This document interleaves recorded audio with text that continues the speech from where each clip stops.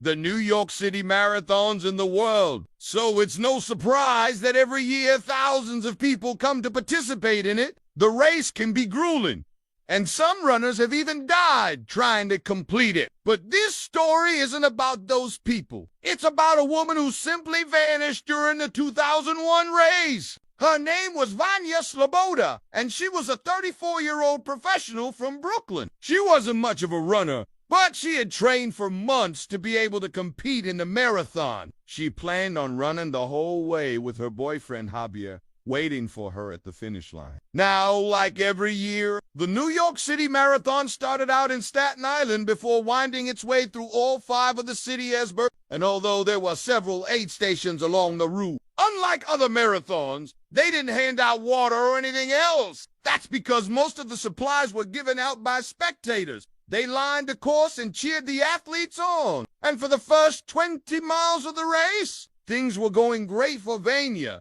Not only was she staying well hydrated, but she was also feeling very energetic. But around mile marker 21, she did something that would cost her everything. As the course made its way across the Queensboro Bridge, the runners could see an aid station right at the end. At this point, Vanya was exhausted. So when she saw the station, she thought she'd stop there to catch her breath and have some water. Unfortunately, by the time she got there, all the water had been taken. She didn't want to waste time waiting around for someone to bring more, though, so she decided to take a shortcut. There was a street just off the course that led to the East River. If she could get down there, she could probably find some water in the building and then make her way back up to the course. That way she could continue running without getting dehydrated. She figured it was only a quarter mile, and she could easily make it back to the track in time. But unfortunately, she never did.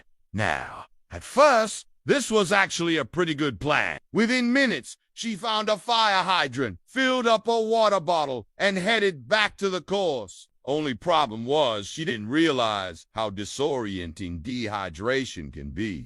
And by the time she refilled her bottle, she had no idea where she was supposed to go next. She turned left onto a street called 49th Avenue, which quickly became clear wasn't anywhere near the marathon course. She continued walking for a bit before finally spotting a man in a New York City Marathon shirt. He was volunteering and directing runners to the proper course. She asked him for directions, but he was completely confused by her question. He asked her what she was talking about, and she replied that she needed to get to the marathon course. As soon as she said this, though, it became clear that he thought she was crazy. People don't just wander around mid-race unless they're crazy. So he tried to convince her that she should just forget about the race and take a cab home instead. At this point, Vanya realized that she was lost, but she still didn't think it was a big deal. So she told the volunteer that she was sure she could find the course on her own, and she walked away. She continued wandering around for almost 2 hours,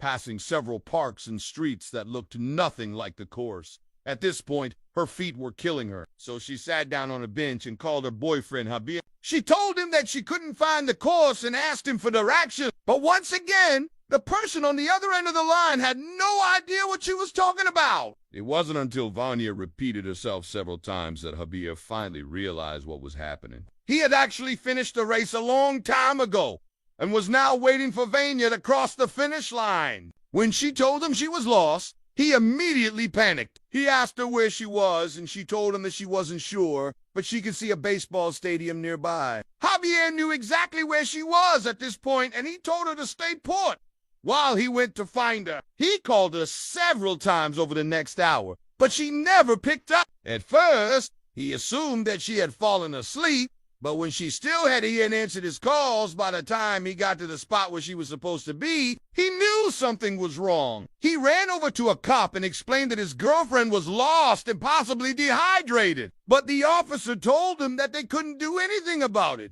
There were thousands of people running the race, and they were already stretched pretty thin. He suggested that Javier call 911, but he knew that if he did, the dispatcher would most likely tell him the same thing. So he refused. Instead, he continued searching for Vanya, but it didn't take him long to realize that she was nowhere to be seen. This was when Javier finally called the cops and reported his girlfriend missing. Unfortunately, by the time they got involved, It was too late. Her backpack was later found near the bridge, but aside from that, there were no signs of Vanya anywhere. Cops searched the entire area, but after several hours, they had to call it quits. For the next few days, Javier and her family handed out flyers and waited for news, but nobody had seen her. Eventually, they had to accept the harsh reality. Vanya was gone and might never be seen again. But what happened to her? Well, that's still a mystery. After her disappearance, cops searched the area where she was last seen,